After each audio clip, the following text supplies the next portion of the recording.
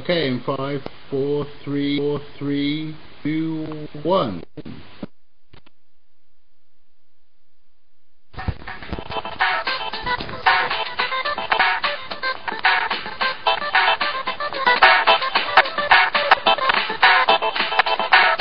Catalysts to say what has never been said, to see what has never been seen, to draw, paint, sing, sculpt, dance, and act what has never before been done, to push the envelope of creativity and language.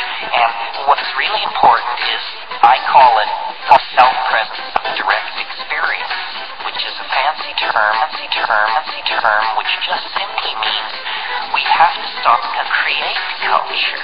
You don't watch TV, don't read magazines, don't even listen to NPR.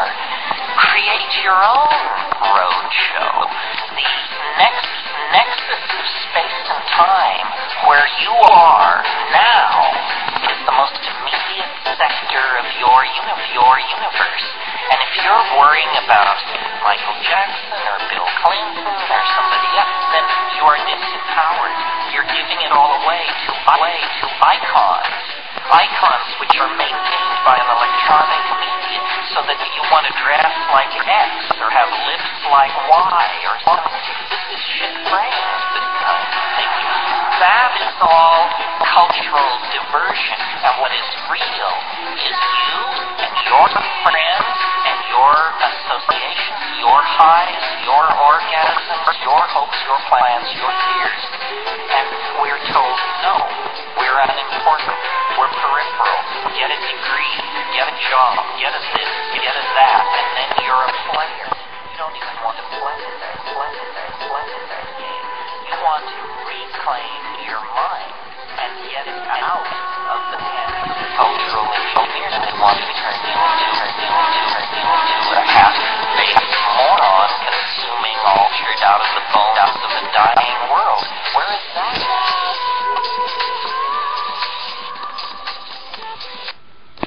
Right, hello everybody, and welcome to Friday night's ET show.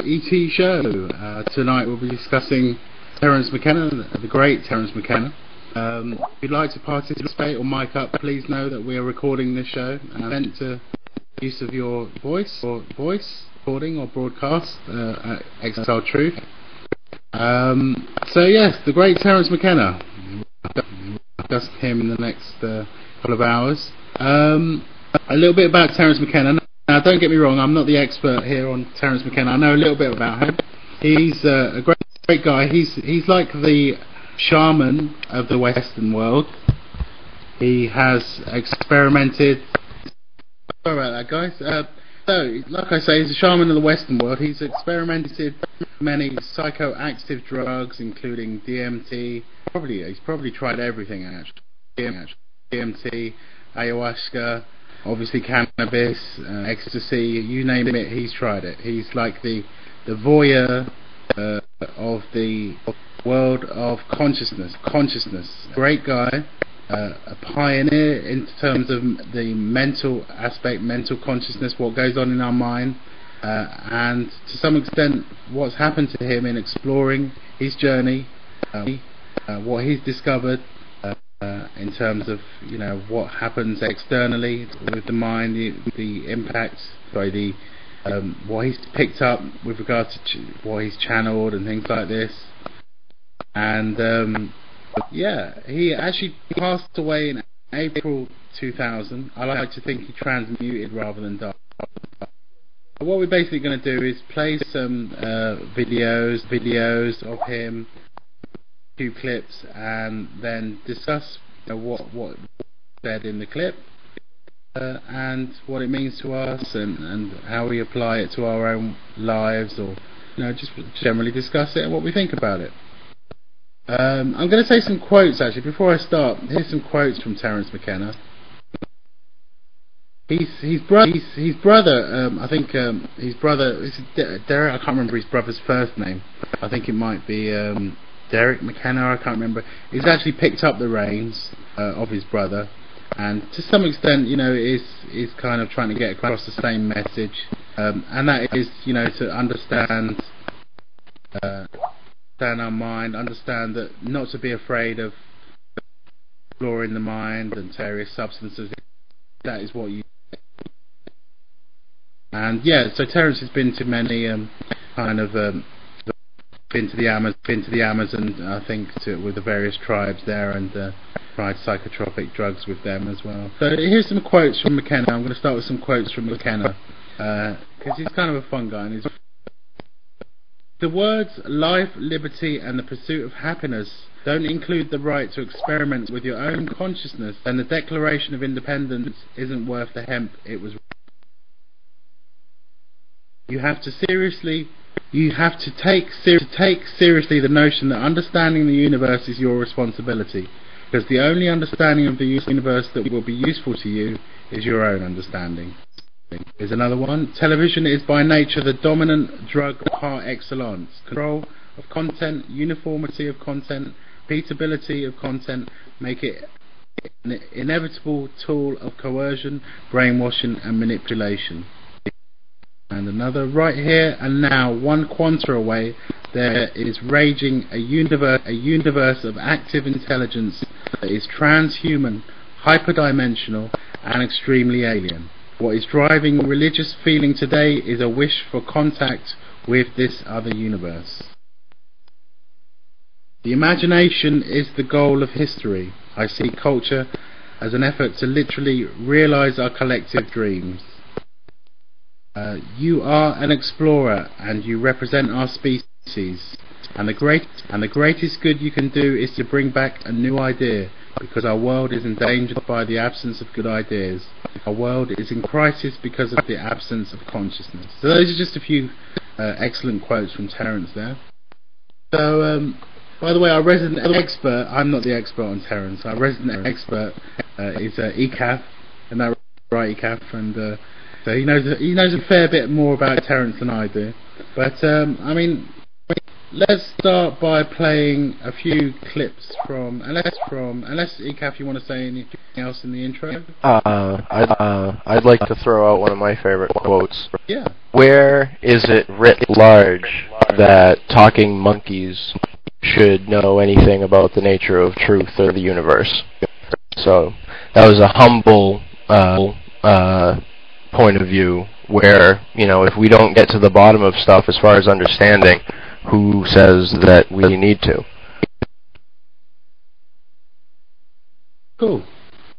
And yeah, I was going to say, what got me onto Terence McKenna in the first place? I hadn't heard of him before. I was actually, when I first started experimenting with drugs, I guess, and dance music, and the whole kind of rave scene that existed back.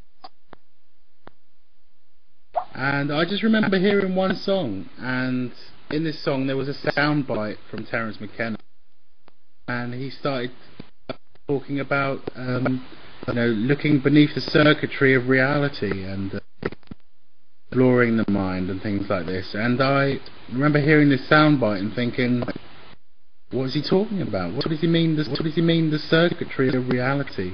And that kind of was like an early kind of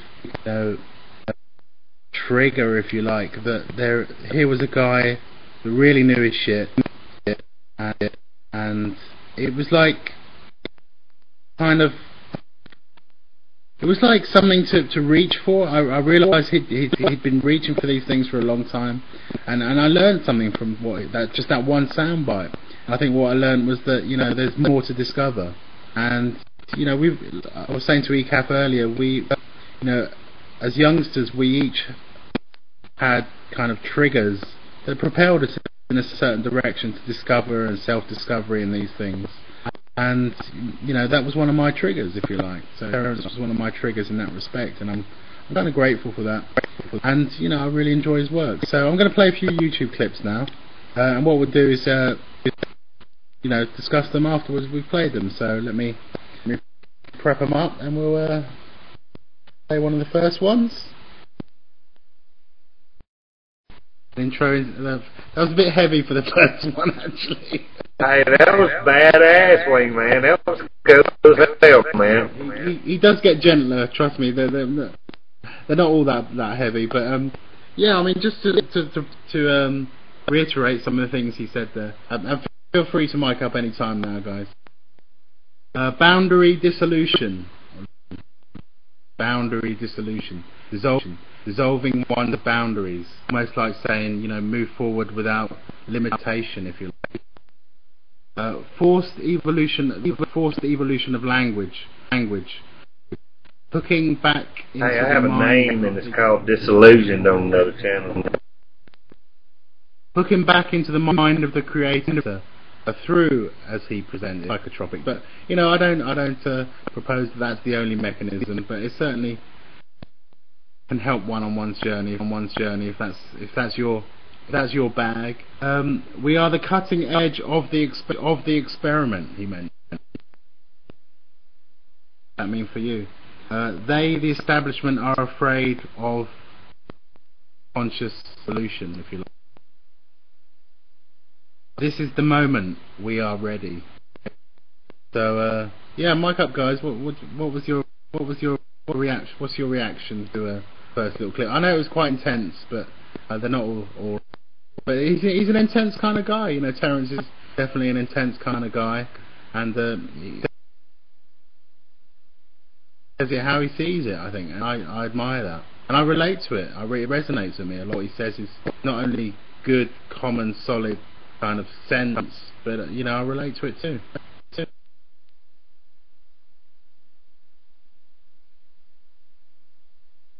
So, ECAF, what's your take on that clip so far? Well, that clip that was from an album with Alien Dreamtime. It was heavily produced, like he was reading from something that he prepared, so it definitely wasn't like the off-the-cuff, lucid, like if you were just to listen to some lectures or workshops from the old Epsilon audio. But again, most people are actually turned on to Terence by hearing it in some kind of musical context, and the videos that I've done in the past and put out on YouTube, actually, like there's a lot of people give flack for Terence videos that like have a techno or something behind it, and the reason I do it is because the people who would take that approach or perspective, they're going to be well versed in like straight up Terence McKenna audio anyway. The reason I throw in something behind it and some flashy visuals is because you want to catch the person who doesn't even know who Terence is, have them take a look at it, and if they're so inclined, they'll learn about it, find out where to like download entire lectures and stuff. But the audio that he does with Alien Dreamtime is basically, pontifications about all the different aspects. It's like cliff notes to his entire work. It's interesting.